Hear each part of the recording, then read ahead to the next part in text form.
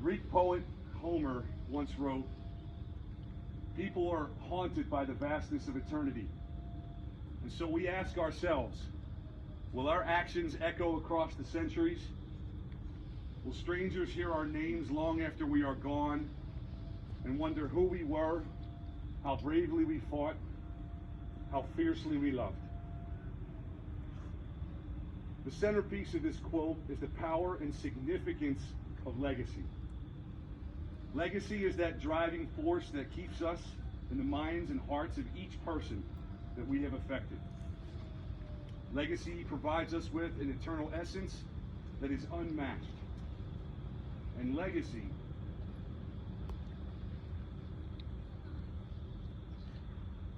is why we are standing here tonight.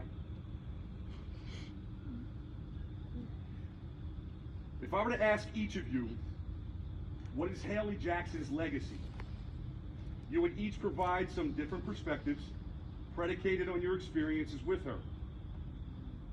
Sometimes the memories are profoundly impactful, while others are seemingly trivial. Maybe you remember the track star, the field hockey player, the cheerleader, the smiling face sitting next to you in class. Maybe you remember the late night conversations that only the two of you shared. Maybe you remember getting ready for pictures before prom or homecoming dance. Perhaps you see the little girl trying to capture the largest piece of skin from the Thanksgiving turkey. That's a tradition I'm going to start, by the way. The girl on water skis on a family vacation. The sister who jumped out of bed to greet you upon your return from fall break. Whatever it is for you, there's a common denominator that connects all of our own experiences with her together. Pain. A year has passed without her physically with us, and we are still in many ways in the grieving process. The question becomes then, how do we harness this pain and this grieving and use it to make other people's lives better? To make a true and lasting impact? I had an epiphany one night in regards to this pain and grieving on a night I'll never forget. I want to relay to you a very personal experience that I think is unequivocally important to share this evening. Only my wife, who is here with me tonight, knows this story.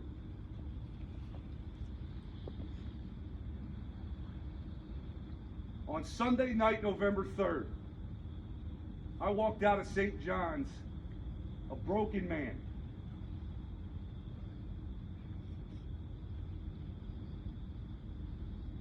Having stood next to the casket of a 16-year-old kid that was truly special to me in our first block public speaking class.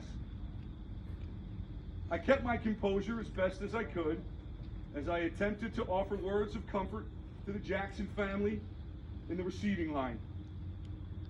As I quickly left the church, head hanging low, tears running down my cheeks, I heard some people calling out my name who were waiting in line to enter the church. I pretended not to hear those calls. I just wanted to get in my truck and head home. The second I opened my door, I heard something that I'm blessed to hear each and every day. But on this particular night, it hit differently. I heard a beautiful 3-year-old little girl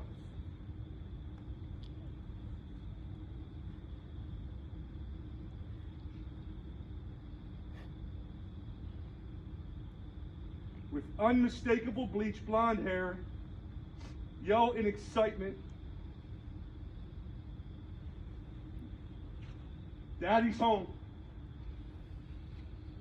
I fell to my knees, I hugged my daughter, and I couldn't let her go. I just held her. I just held on.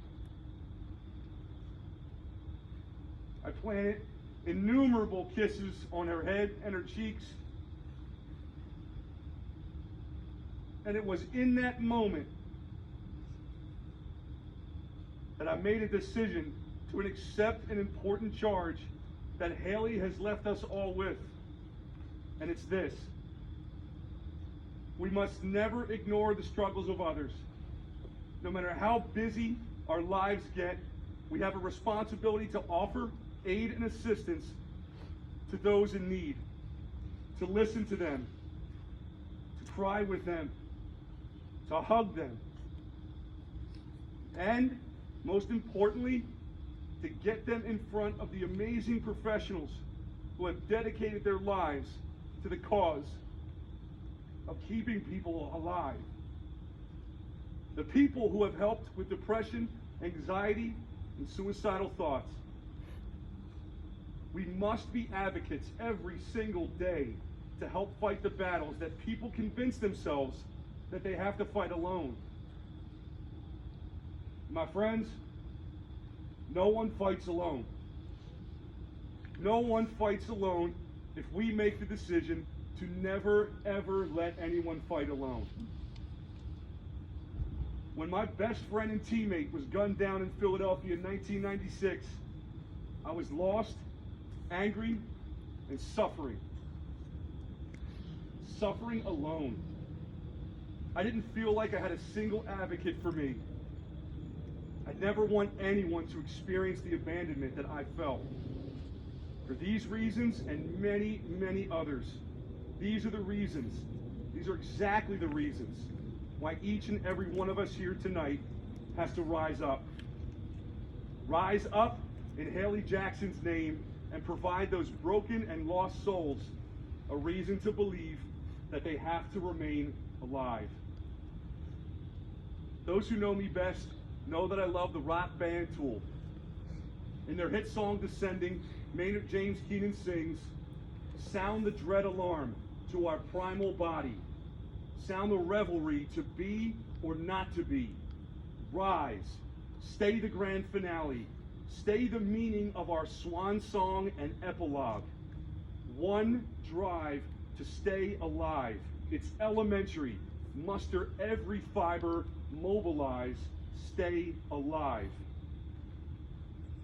Folks, if you're not sure what exactly to say to someone who is struggling, then you have to alert people that you trust. Your mentors, your teachers, counselors, coaches, family, whoever. You just have to tell someone so we can get them in the hands of people who have the expertise to offer real help, aid, and relief. I believe that our responsibility moving forward is threefold. First, to continue the healing process by talking about your sadness, our pain, and our grief. Second, to care for and harness the incredible power of Hallie's legacy. Third, to make sure that we accept the charge that Hallie gave us, that proverbial baton to finish her race, which is to be an advocate for those who are in need. I love this community, and I believe in us. I moved here for a reason. It wasn't for the schools necessarily, it was for the people, for the profound sense of community that this place harnesses. We are one people, tonight, tomorrow, and always. Let Hallie's death teach us that we have to do everything in our power to ensure that we are spreading messages of love and hope each and every day. That's Hallie's legacy.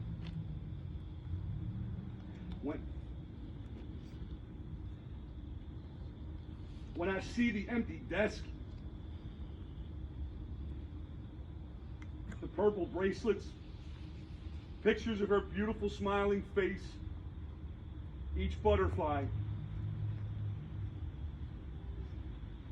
I'm reminded that our work is not done, and that through Hallie's legacy, we all, as one community, are going to save lives in Hallie Jackson's name. Lastly, To the Jackson family, thank you on behalf of each and every one of us here. Thank you for the distinct privilege of being in Hallie's life. Thank you for allowing us to be classmates, friends, teammates, coaches, and teachers in her life. Thank you for allowing us to remember her in our own ways. Thank you for allowing us to invade your lives with calls, texts, social media messages. Thank you for bringing her into this world and sharing her with this community. And yes, her time was much, much too brief, but we get the privilege of carrying her legacy with us for the rest of our days. I speak on behalf of the entire community when I say, she will be in our hearts forever.